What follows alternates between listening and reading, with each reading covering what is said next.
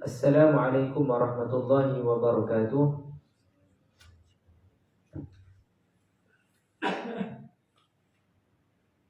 Bismillahirrahmanirrahim. Alhamdulillahirabbil alamin wa bihi nasta'in. Wassalatu wassalamu ala sayyidina Rasulillah wa ala alihi wa sahbihi ajma'in.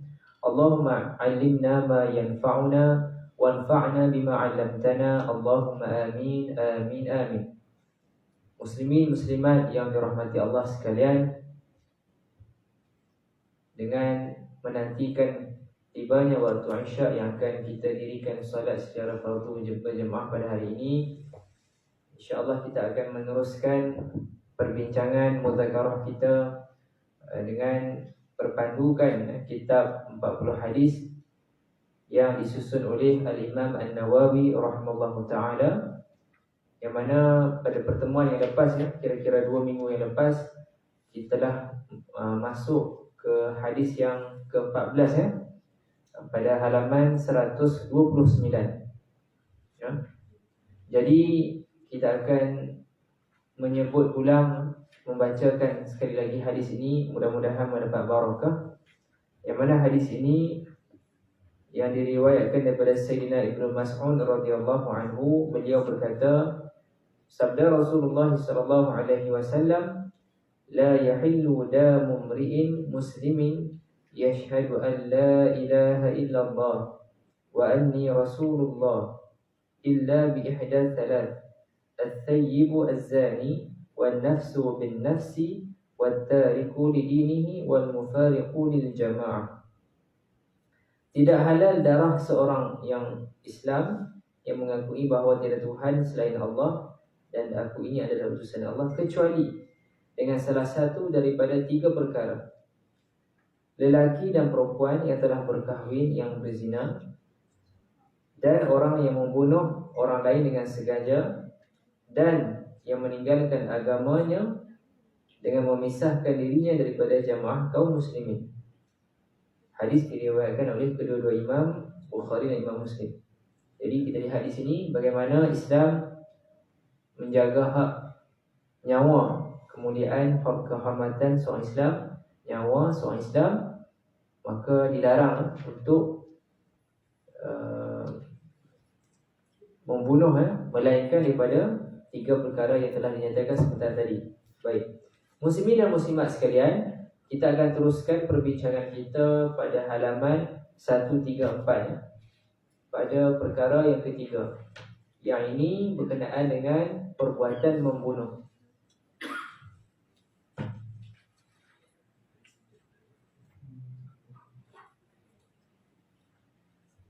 Baik, ini adalah lanjutan daripada petunjuk Nabi dalam hadis ini, dan bagaimana kita nak mengambil faedah daripada hadis ini.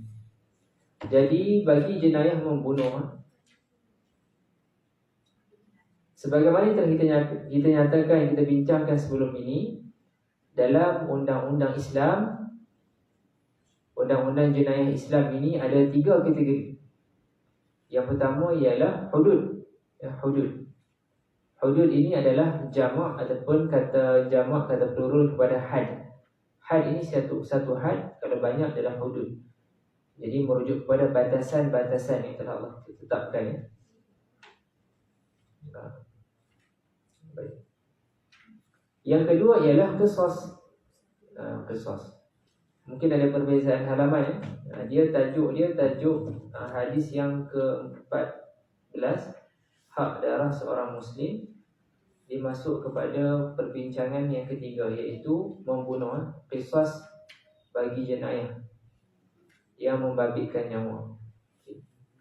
Jadi apabila kita mempelajari perundangan Islam, fiqh jinayah, kita akan melihat bahawa di sana ada 3, orang kata apa, peruntukan undang-undang, iaitu yang pertama hududullah, hak Allah Subhanahu wa taala, yang antaranya melibatkan perbuatan zina, perbuatan murtad, yang mana hak itu adalah hak Allah Subhanahu wa taala. Yang kedua ialah qisas. Qisas ini adalah yang mana haknya itu ada pada manusia. Jadi keluarga si mangsa boleh berhak untuk memaafkan ataupun meminta dijalankan proses keadilan tersebut. Dan yang ketiga adalah ta'zir, yang mana kalau tidak ada dalam hudud dan qisas peruntukan secara jelas, maka diperuntukkan melalui ta'zir, yang mana pihak berkuasa, pihak pemerintah akan menetapkan undang-undang tersebut. Baik. Bagi jenayah qisas, yang ini jenayah yang membabitkan nyawa, perlu memenuhi 4 syarat. Di sini penulis Dr. Zulkifli Al-Bakri menyatakan 4 syarat ini. Yang pertama ialah individu yang dihukum qisas mestilah orang yang tertakluk dengan hukum syarak. Yang ini mereka ini dirujuk sebagai golongan mukallaf. Ya. Apa dia? Iaitu mereka yang baligh dan berakal. Ya. Mereka yang baligh dan yang berakal. Baik. Ini bermakna qisas tidak boleh dijalankan terhadap kanak-kanak dan orang gila, walaupun mereka melakukan jenayah yang boleh dikenakan qisas.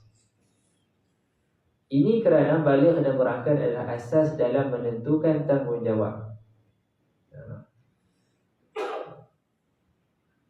Hal ini rujukannya kepada hadis yang diriwayatkan oleh Imam Abu Dawud, yang mana Nabi kita bersabda, rufi'al qalamu an thalathatin 'anil naimi hatta yastayqidha wa 'anil mubtala hatta yabra'a wa 'anis sabi hatta yakbur.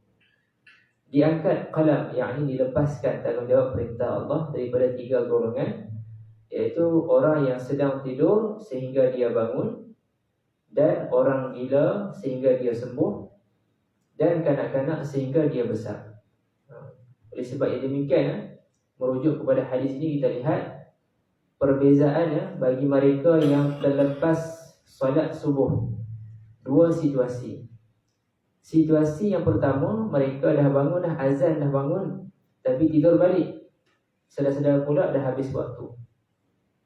Maka mereka ini lagi beratlah hukum kena bertanggungjawab, ya. Sebab dia dah bangun, boleh tidur balik. Berbeza dengan mereka yang memang tak sedar langsung waktu azan tersebut, sedar-sedar betul-betul dah habis waktu. Ada bezanya, ya. Kita lihat di sini bagaimana diangkat qalam, dilepas tanggungjawab bagi mereka yang sedang tidur sehingga dia bangun. Ala kulli hal kena qada juga kedua-dua situasi tersebut. Tapi kita nak kena elakkan situasi yang pertama. Dah masuk waktu solat tetapi kita sengaja tidur balik sehingga terlepas waktu solat tersebut. Ya, baik. Okey. Dalam hal ini, apa contoh realiti yang berlaku di Malaysia yang kita boleh ambil iktibar? Umpamanya kes yang berlaku jenayah kebakaran di Mahat Tahfiz di Keramat, ingat tak yang berlaku tahun bila, kan? Sangat menyayat hati, bagaimana bila dinyatakan laporan, bagaimana mayat itu dijumpai berkumpulan dekat dengan ruang untuk mereka cuba keluarkan diri daripada Mahat Tahfiz tersebut. Setelah diproses keadilan semua tu, kan, pelakunya adalah mereka yang di bawah umur, kan, di bawah umur. Jadi kita bukannya nak membicarakan secara teknikal dengan lebih terperinci peruntukan undang-undang dan seumpamanya, namun di sini kita lihat bagaimana dalam sivil sekalipun, ada perbezaan jika penjenayah itu, pelaku itu telah melebihi sekian umur ataupun di bawah umur. Baik. Okey, itu yang pertama, qisas, iaitu mereka adalah golongan yang tertakluk dengan hukum syarak, mukallaf, baligh dan berakal. Baik. Hukum qisas merupakan hukuman yang amat berat. Oleh itu, hudud dan qisas tidak boleh dikenakan terhadap kanak-kanak dan orang gila. Selain itu, mereka juga melakukan jenayah tersebut dengan niat yang tidak boleh diambil kira. Oleh itu, mereka sama seperti pembunuh dalam pembunuhan tanpa niat. Syaratnya ketika jenayah tersebut dilakukan, mereka masih kanak-kanak atau gila. Ini bermakna orang yang membunuh ketika kanak-kanak tidak akan dihukum setelah balik. Dia bunuh waktu dia kanak-kanak kan. Jadi tidak bermaksud bila dia dah cukup umur terus dibunuhnya, tidak. Begitu juga orang yang gila yang membunuh tidak akan dihukum setelah dia sedar. Boleh jadi masa kejadian tersebut dia hilang kewarasan, lepas tu baru dia sedar balik kan. Walau bagaimanapun, bagi jenayah yang dilakukan oleh orang yang berakal kemudian dia jadi gila, jadi waktu insiden itu yang diambil kira. Dia berakal masa kejadian itu ataupun tidak. Kalau dia berakal semasa kejadian, selepas tu dia jadi gila, maka hukuman tetap dilaksanakan. Dia akan dikenakan qisas walaupun ketika dihukum dia disahkan gila. Kita lihat kan ada perkembangan kes masa kan yang melibatkan individu-individu di Malaysia yang mana membabitkan kena ada jalani rawatan di hospital sekian-sekian kan. Jadi dalam perbicaraan sivil sekalipun, jenayah sivil, dia ada ambil kira faktor kewarasan individu tersebut. Bagi orang yang membunuh ketika mabuk pula, dia akan tetap dikenakan qisas sekiranya dia mabuk kerana sengaja melanggar larangan minum bahan yang memabukkan. Ini ada perbincangan yang berasingan lah kalau kita nak lebih teliti. Bagaimana kita nak mengawal ataupun nak berhadapan dengan kes-kes kematian yang diakibatkan pemandu yang mabuk. Macam mana kita nak menghadapi hal ini ya? Baik. Yang kedua, bagi hukuman membunuh ini pula ya, seterusnya, pesalah mestilah bukan keluarga mangsa, iaitu bukan bapa, ibu, datuk, nenek dan sebagainya, walau sejauh mana sekalipun hubungan mereka. Seorang bapa yang membunuh anaknya tidak akan dikenakan qisas, tetapi pemerintah boleh mengenakan hukuman ta'zir. Seorang bapa membunuh anak tidak dikenakan hukuman qisas, namun secara siasat syar'iyahnya pemerintah mengenakan hukuman ta'zir. Baik. Dalil bagi hukum ini adalah daripada Suraqah bin Malik radhiyallahu anhu berkata, hadartu Rasulullah sallallahu alaihi wasallam yuqidul aba min ibnihi wa la yuqidul ibna min abihi. Saya pernah bersama Rasulullah SAW ketika baginda menjatuhkan hukuman bunuh ke atas anak kerana membunuh bapa, tetapi tidak menghukum bunuh bapa kerana membunuh anak. Itu dia punya reverse dia. Okay. Dulu pernah kita sebutkan dalam bab perwarisan harta, antara perkara yang menghalang seseorang itu daripada menerima peruntukan warisan harta dia, pusaka dia, faraid dia, antaranya ialah jika seorang anak itu membunuh bapanya. Mungkin bapanya seorang yang begitu berharta, sangat banyak hartanya, dan si anak ini na'udzubillah min zalik ada niat yang jahat, ini mempercepatkan, mungkin dia mengaji tak habis lah, dia tu nampak peruntukan faraid dia, tapi dia terlupa, dia tak nampak bahawa mereka yang membunuh ini akan terhalang daripada mendapat harta. Okey. Ada kaedah fiqh juga menyebutkan siapa yang mempercepatkan sesuatu sebelum tiba waktunya, maka dia akan dihalang untuk mendapat perkara tersebut, khusus kepada permasalahan faraid. Seorang anak yang membunuh ibu ataupun ayahnya, selain daripada kena hukum qisas, dia juga terhalang untuk mendapat pewarisan harta. Boleh jadi ayahnya sangat berharta, sangat banyak, dan dia akan dapat bahagian yang begitu banyak, tetapi disebabkan perbuatan membunuhnya, bukan sekadar dia akan dibunuh balik dengan hukuman qisas, dia juga terhalang daripada dapat harta. Dua kali rugi. Baik. Daripada Abdullah bin Abbas radhiyallahu anhu berkata, saya mendengar Rasulullah SAW sabda, la tuqamul hudud fil masajid wa la yuqtalu al-walidu bil walad. Janganlah dijalankan hudud di dalam masjid, dan janganlah seorang bapa dibunuh kerana membunuh anaknya. Tapi kena ingat, pemerintah boleh mengenakan hukuman ta'zir. Ta'zir. Daripada Umar radhiyallahu anhu berkata, saya mendengar Nabi SAW bersabda, la yuqadu al-walidu bil waladi. Janganlah seorang bapa dihukum bunuh kerana membunuh anaknya. Okay. Ini perbincangan lanjut. Walaupun ketiga-tiga hadis ini dhaif, lemah dari segi sanad, namun masing-masing menyokong antara satu sama lain, menjadikan yang kuat.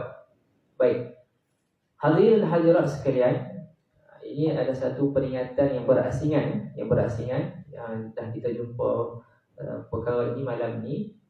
Dari sudut ilmu hadis, dari sudut ilmu hadis, bagi kita orang awam, apabila disebutkan status riwayat hadis itu sahih, hasan, dhaif dan maudhu', apa persepsi kita?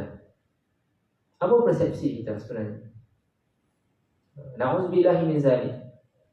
Wujudnya sebahagian segelintir golongan yang mana mereka ini kita khawatiri tidak betul-betul mendalami, memahami ilmu agama ini dengan kerangka yang betul.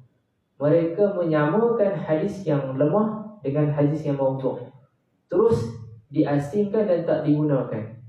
Ini suatu kesalahan dan kesilapan yang sangat besar. Kita kena mengaji betul-betul, kerana ulama yang betul-betul memahami ilmu agama ini, mereka akan memanfaatkan semua ilmu yang ada dan semua hadis yang ada, melainkan hadis maudhu'. Jika hadis itu palsu, telah disahkan memang palsu, maka memang kita tak guna. Namun jika hadis itu adalah hadis yang lemah secara riwayatnya, ulama akan tetap menggunakannya. Jangan jadi terlalu ghairah. Bila disebutkan hadis ini hadis sahih, terus kita berkobar-kobar dan terus mengamalkan secara zahir, secara literalnya. Apabila disebutkan hadis ini hadis lemah, terus kita menjadi pesimistik dan bersangka buruk, terus tidak mahu mengambil faedah daripada hadis tersebut. Jadi itu kena diperbetulkan kerangka kefahaman kita. Sebagaimana kita lihat di sini, walaupun secara riwayatnya pelaporan hadis itu dinyatakan dhaif, namun dia ada sokongannya, saling melengkapi dan menyatakan suatu kenyataan yang kuat. Jadi itu adalah contohlah yang kita boleh ambil pengajaran, terutamanya bagi saya sendiri juga. Kita mengaji, faham ilmu agama ini kena melalui cara belajar dan faham secara yang betul. Perbetulkan tanggapan kita, persepsi kita. Kalau hadis sahih, kena terus amal secara literal. Dan kalau hadis dhaif itu terus kena buang, tak boleh, salah. Yang kita kena berhati-hati, yang kita kena letak sepadan adalah hadis maudhu'. Hadis dhaif yang lemah secara riwayatnya masih digunakan oleh ulama. Umpamanya Al-Imam Al-Bukhari. Sebagaimana kita maklum, siapakah Al-Imam Al-Bukhari? Imam bagi umat Islam dalam ilmu hadis, yang mana saya yakin insya-Allah kita semua sudah sedia maklum bagaimana kita bersetuju bahawa kitab Sahih Al-Bukhari ini disusun antara yang paling sahih selepas Al-Quran. Sebahagian mengatakan yang paling sahih selepas Al-Quran. Adakah bermaksud Al-Imam Al-Bukhari kalau hadis itu tak sahih, Imam Bukhari terus hilangkan? Tidak. Hadis yang tidak bersifat sahih, statusnya tidak sahih, Imam Al-Bukhari susun dalam kitab apa? Ada kitabnya, kitab Adabul Mufradnya. Di sana disusun oleh Al-Imam Al-Bukhari. Itu nak buka kita punya sudut pandang kita. Jadi itu dia. Baik, kita sambung lagi. Kita lihat di sini kan perenggan yang pertama pada halaman tersebut, kalau sama edisi pada halaman 136 ini. Walaupun ketiga hadis ini dhaif, lemah secara jalur riwayatannya, namun masing-masing menyokong antara satu sama lain dan menjadikannya kuat. Oleh sebab yang demikian, dulu saya pernah terjumpa suatu nasihat ustaz-ustaz kita beritahu, boleh jadi hadis itu secara riwayatnya bersifat lemah, statusnya lemah, tetapi maknanya sahih. Sebab itu kita kena belajar dan faham cara yang betul ya. Baik. Al-Imam Asy-Syafi'i rahimahullah ta'ala berkata, saya belajar daripada beberapa orang ilmuwan yang saya ketahui, yang temui bahawa seorang bapa tidak akan dibunuh kerana membunuh anaknya, dan inilah pendapat saya. Hal ini kerana apa? Memelihara kedudukan bapa, seorang bapa, kerana dia menjadi sebab sehingga lahirnya anak. Oleh itu, seorang anak tidak sepatutnya menjadi sebab sehingga bapanya dibunuh. Baik. Namun di sana ada perbincangan berkenaan hukum ta'zir. Jika tidak, umat manusia ini akan salah faham dan berleluasanya perbuatan membunuh ya, seorang bapa kepada seorang anak. Baik.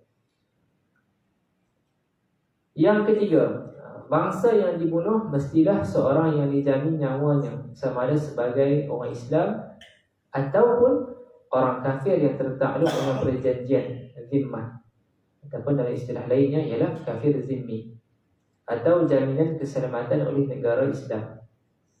Bagi kafir harbi pula, nyawa mereka tidak dijamin. Begitu juga orang yang murtad kerana darahnya halal dibunuh. Rujukannya ialah kepada hadis yang diriwayatkan oleh Imam Bukhari. Nabi SAW sabda, man baddala dinahu faqtuluhu. Siapa yang menukar agamanya, hendaklah kamu bunuh. Baik. Dalam hadis sebelum ini, kita bacakan bagaimana hukuman hudud itu apabila dilaksanakan kepada pesalah zina. Keampunan yang besar dikurniakan oleh Allah kepada mereka. Mereka telah bersihkan dosa yang mereka lakukan di dunia ini. Okay. Namun di sana, bagi mereka yang murtad ini, situasi tidak sama. Walaupun dilaksanakan hukuman hudud tersebut, dia mati uli, mati kafir. Tidak sama seperti mana yang berlaku pada pesalah zina. Dia menjalani hukuman hudud, bersih, dan insya-Allah mendapat rahmat Allah Ta'ala, mudah-mudahan terus ke dalam syurga. Namun bagi pesalah murtad ini, dihukuman bunuh dan mati dalam keadaan kafir.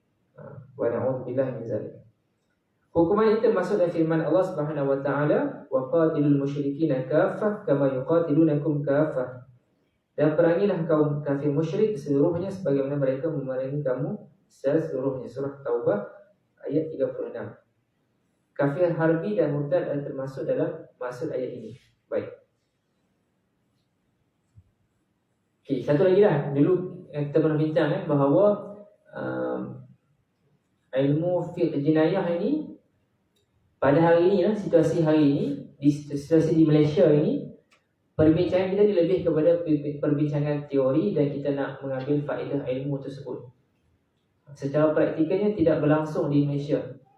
Sebab kita ada sistem undang-undang dua kan, sivil dengan syariah kan. Tetapi sistem syariah ni pun masih lagi tertakluk kepada sistem sivil, peruntukan perlembagaan akta. Dia tak boleh lebih daripada 3 peruntukan sulah, 3 tahun penjara, berapa kali sebatan, 5 ke 6, dan satu lagi denda kan. Dia tak lebih dari itu. Jadi walaupun dalam Islam hukum jenayah syariah ini, hukuman bunuh kepada pesalah murtad memang dah jelas peruntukannya, tetapi tidak boleh dilaksanakan di Malaysia. Tidak boleh. Kalau tuan-tuan dan perempuan semua nak lebih mengkaji, boleh mengkaji bagaimana peruntukan di Malaysia ini ya. Bagaimana proses yang dilaksanakan kepada mereka yang mohon untuk tukar agama. Ada proses istitabahnya, proses orang kata apa, runding cara akidahnya. Akan mereka melalui proses tersebut ya. Baik. Okey, kita masuk pada poin yang keempat ini. Pembunuh dan mangsa mestilah mempunyai taraf yang sama. Taraf mangsa tidak boleh rendah daripada pembunuh kerana kekufuran atau perhambaan.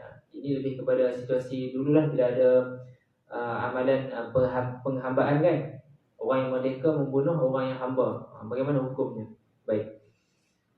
Oleh sebab yang demikian, orang Muslim tidak akan dihukum bunuh kerana membunuh orang kafir, sama ada kafir ini zimmi ataupun kafir harbi. Demikian juga orang merdeka tidak akan dibunuh hukum bunuh kerana membunuh seorang hamba. Sama ada hamba itu hamba mudabbab, mukatab, qinu ataupun mub'ad. Hal ini berdasarkan hadis Nabi SAW yang diriwayatkan oleh Sayyidina Ali radhiyallahu anhu bahawa melarang seorang muslim dibunuh kerana membunuh orang kafir. La yaqtulu hurrun bi'abdin. Ya. Baik. Ayat yang berikutnya, ayat ini secara khusus menyebutkan peruntukan hukuman qisas. Ya ayyuhalladzina amanu kutiba alaikumul qisasu fil qatl al-hurru bil hurr wal 'abdu bil 'abd. Wahai orang yang beriman, diwajibkan kamu menjalankan hukuman qisas, balasan yang seimbang, iaitu mereka yang mati dibunuh, iaitu orang yang merdeka dengan yang merdeka, hamba dengan yang hamba. Okay, dia kena sama, peruntukan yang seimbang. Ayat tersebut menunjukkan bahawa orang yang merdeka tidak boleh dibunuh kerana membunuh seorang hamba. Walau bagaimanapun, taraf yang sama hanya diambil kira ketika berlakunya jenayah. Perbezaan atau persamaan taraf yang berlaku selepas kejadian jenayah tidak diambil kira. Jadi, lihat ya, betapa kita kena teliti. Semasa kejadian bunuh itu berlaku, pelaku itu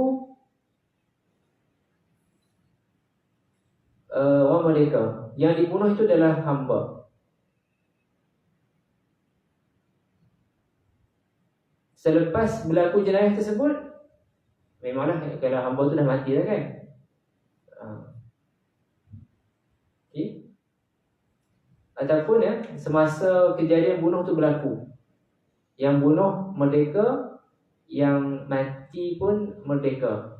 Tapi macam nak buat contoh kalau mati-mati kan. Tapi nak bagi tahu kata dia kena ambil kira semasa kejadian itu berlaku. Bukannya diambil kira selepas jenayah itu berlaku. Saya bagi contoh secara umum lah, sebab kita pun tak nampak benda ni, sebab jarang berlaku kan zaman sekarang ni kan. Kalau nak cari contoh ni, kena buka balik kitab klasik kita kan, tu tengok contoh tersebut. Dulu memang ada kan, hatta contoh Piramli pun ada kan, jual hamba kan. Kalau ayahanda marah, ayahanda dijual kan. Jadi kalau kita tengok contoh Piramli tu, secara ilmunya kita teringat balik, hukum zaman dahulu ada hukum yang melibatkan hamba dan orang yang bebas ya. Baik.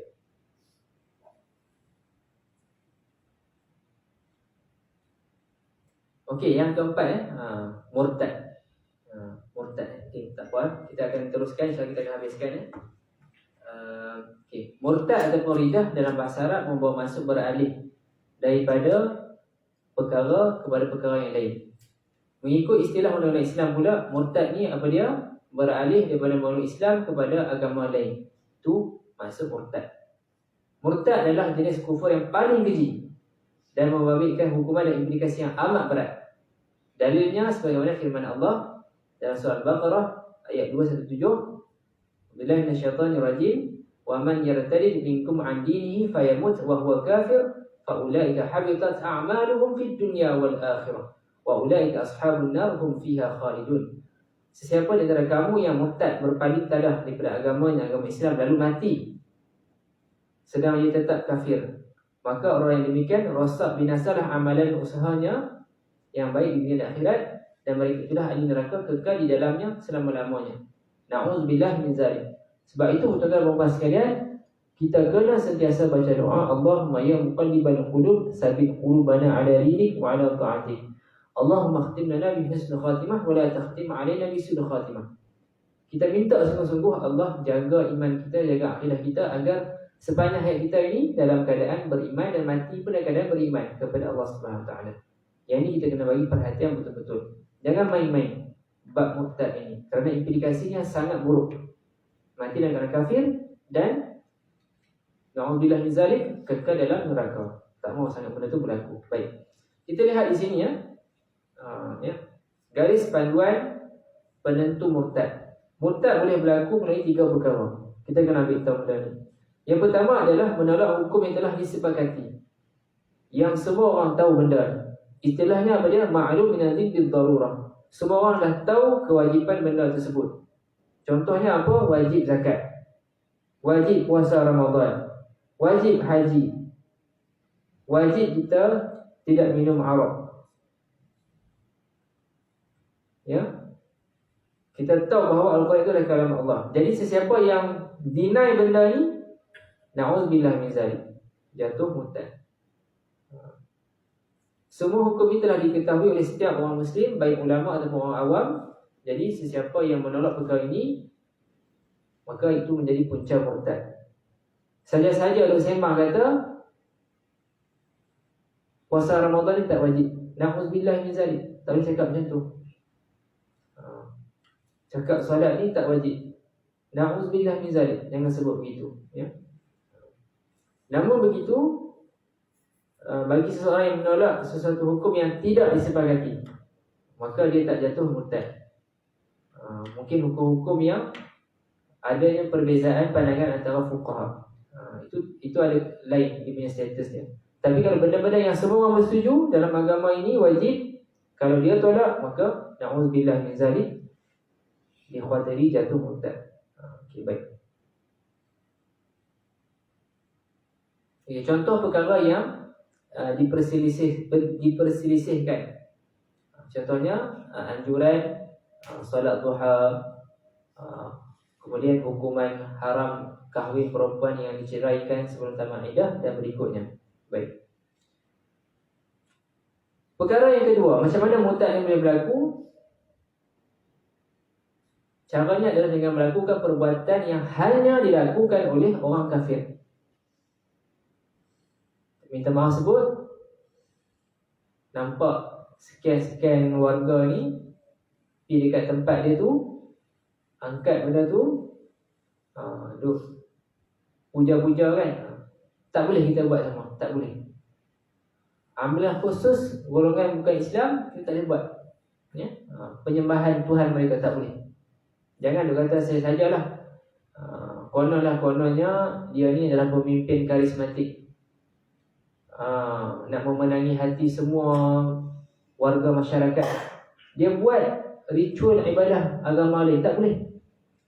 Ini kena perhatikan betul-betul. Kok lah hari ni kan, nak jadi lebih liberal kan dalam bab penampilan dalam masyarakat kan, buat semua sekali. Agama ni ritual macam ni dia pun buat juga, tak boleh. Kena hati-hati. Berikutnya, contohnya buat benda yang salah dengan pegangan Islam. Contohnya sengaja mencampakkan Al-Quran ke tempat najis, bakar Al-Quran dan berikutnya. Dan perkara ini dilakukan secara sengaja, sukarela, dan bukannya dipaksa. Baik. Dan yang ketiga adalah mengucapkan sesuatu yang bercanggah dengan pegangan Islam, sama ada lahir daripada keyakinan ataupun keingkaran, atau dia nak mempersedar. Yang ni kita kena berhati-hati juga. Contoh ungkapannya apa dia? Islam tak sesuai dengan kemodenan. Hati-hati. Pencipta alam ni tidak wujud. Hati-hati, jangan mudah keluar benda macam ni.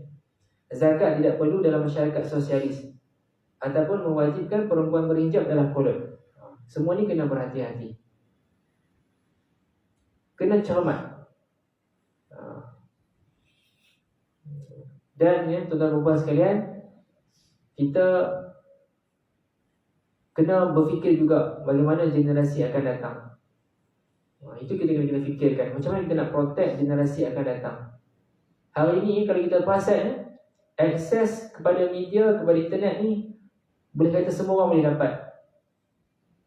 Bagaimana kalau kita nak kalau kita biarkan generasi selepas kita ini terdedah dengan pelbagai akses, dengan fahaman liberalnya, fahaman etisnya, kita risau benda ni, ya? Jadi sama-samalah kita fikirkan perkara ini, usahakan bagaimana didik generasi akan datang ni kita kuatkan pegangan akidahnya. Pelajar-pelajar yang sambung pengajian di luar negara, bagus.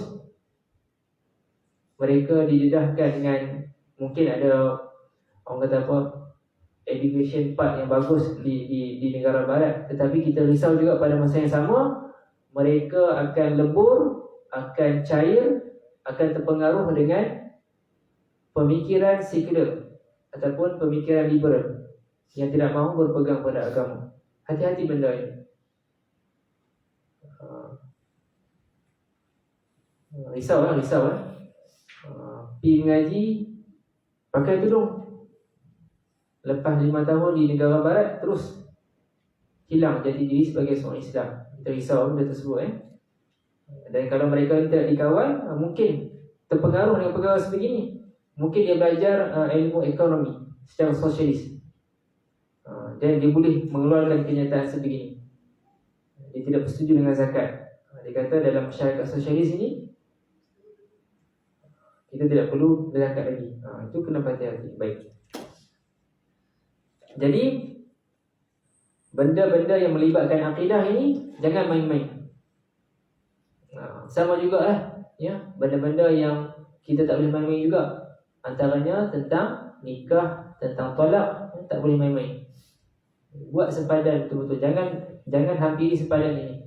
Bahkan perkara-perkara yang melibatkan akidah ini jangan main-main. Hati-hati, jaga sungguh-sungguh. Baik. Okey amalan supaya berjaga-jaga daripada terjatuh dalam kemurtadan. Apa dia?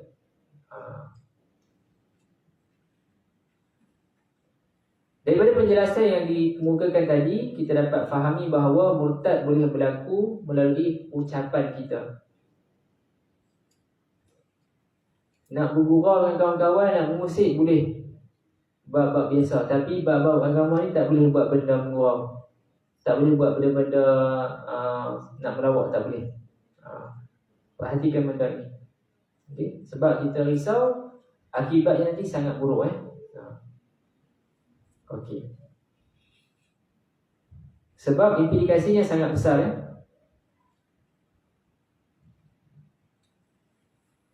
Contohnya kan dalam poin ni kita lihat kan, bagi mereka yang berubah agama, perubahannya besar. Antaranya di sini hak untuk hidup kerana dia wajib dibunuh. Yang kedua, hak memiliki kerana segala hak miliknya digugurkan. Dan yang ketiga, semua status peribadinya seperti perkahwinan dan sebagainya digugurkan. Kan dalam kalau kita belajar ilmu faraid, pembahagian harta pusaka, antara penghalangnya adalah berbeza agama. Boleh tengok kes-kes yang berlaku, perkahwinan antara perkahwinan yang bukan Islam, kemudian salah seorang pasangannya memeluk Islam. Jadi kalau mengikut undang-undang syariah ini, pasangan yang belum Islam tak dapat harta pusaka. Jadi kita lihat perkara tersebut. Baik. Jadi hati-hati, jangan main-main benda-benda serius sebegini. Kalau terdengar anak-anak kita, anak-anak kecil kita tersebut benda macam ni, terus bagi peringatan secara segera. Jangan biarkan mereka main-main. Di sana ada perbezaan antara ulama kita kan. Mereka yang meninggalkan solat kerana malas. Kalau yang kata tak wajib itu memang dah sah lah, berbeza pegangan akidahnya. Tetapi mereka yang tinggalkan solat kerana malas, jadi kena hati-hati. Jangan biar anak-anak kita ni sebutkan benda-benda yang bersalahan dengan prinsip agama. Solat kena solat, tak boleh kata solat tak wajib, tak boleh. Kena tegas kena tegas. Baik. Hukuman murtad sebelum kita tangguhkan lagi insya-Allah, ada lagi beberapa perkara. Hukuman bagi kesalahan murtad dikenakan kepada lelaki dan perempuan dah sama. Okey.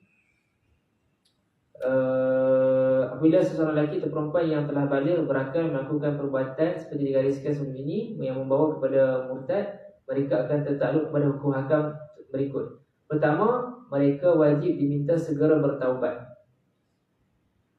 Diminta untuk bertaubat.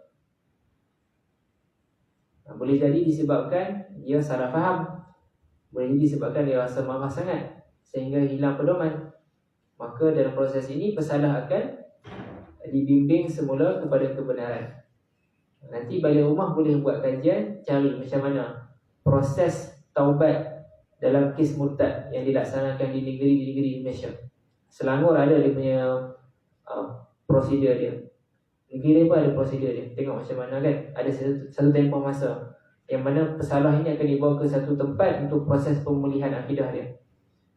Kemudian pesalah akan diberikan amaran tentang akibat buruk jika dia masih kekal murtad. Ya, diterangkan. Dan yang ketiga di sini, pesalah wajib dibunuh jika masih mempertahankan kemurtadannya dan tidak mahu bertaubat. Hukuman ini berpandukan Nabi sabda Nabi, man badala dinahu faqtuluh. Sekali lagi sebagaimana yang telah disebutkan awal tadi, kita belajar ini dengan tujuan untuk ilmu dan kefahaman secara teori, sebab pelaksanaannya tidak berlaku dalam situasi hari ini. Baik.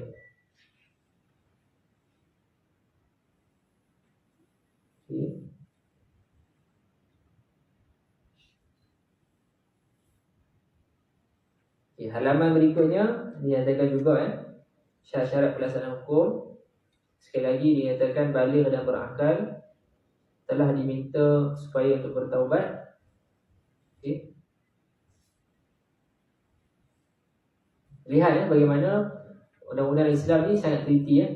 Bukan masa kata orang tu murtad terus pergi pancung terus, tak.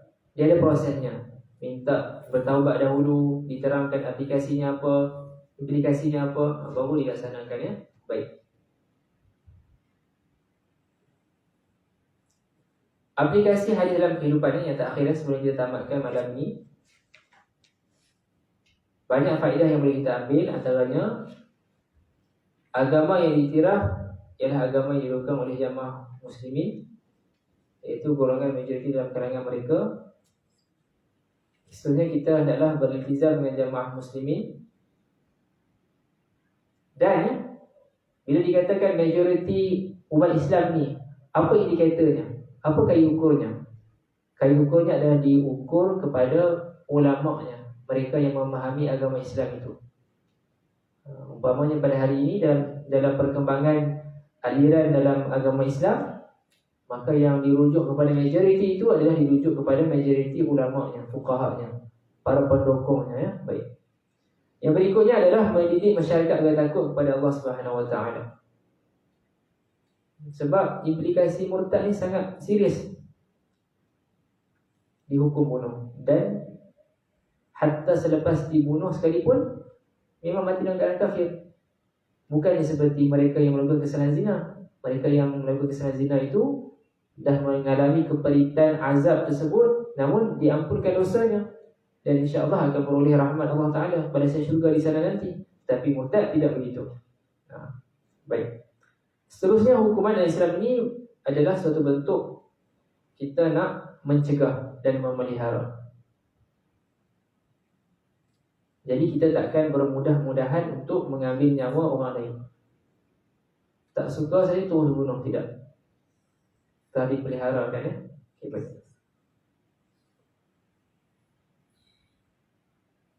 Qisas di sini nyatakan tentang pendapat pelaksanaan qisas.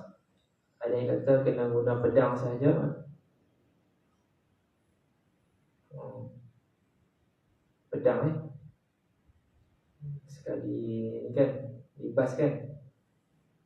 Saya tak pasti mungkin ada yang pernah tertengok video pancung Allah Ta'ala ada. Kalau sesiapa yang melihat secara live itu mungkin 2-3 hari juga tak boleh nak stabilkan diri balik tengok proses itu berlaku. Memancut darah setelah dipancung Okey. Dan akhir sekali kita lihat di sini, hadis ini juga mengarahkan umat Islam kita ni untuk memelihara kehormatan diri, supaya tidak membunuh, supaya tidak berzina, supaya tidak keluar dari agama Islam insya-Allah. Jadi muslimin-muslimat sekalian, mudah-mudahan kita mendapat faedah daripada perbincangan kita pada malam ini dan sebelum ini, yang mana kita telah menyebut tentang hadis yang ke-14 ini, yang mana dinyatakan dengan begitu jelas dan utamanya bahawa tak boleh kita sengaja-sengaja bunuh orang Islam, melainkan kalau mereka telah melakukan kesalahan bunuh, murtad, dan juga kesalahan zina bagi mereka yang telah berkahwin ya. Jadi mudah-mudahan Allah Ta'ala memberikan faedah kepada kita memahami, dan kita doakan juga agar generasi selepas kita juga terpelihara daripada masalah-masalah sebegini, insya-Allah. Itu sahaja. Ada sebarang pertanyaan ataupun penambahan ilmu, pertukaran idea, dipersilakan.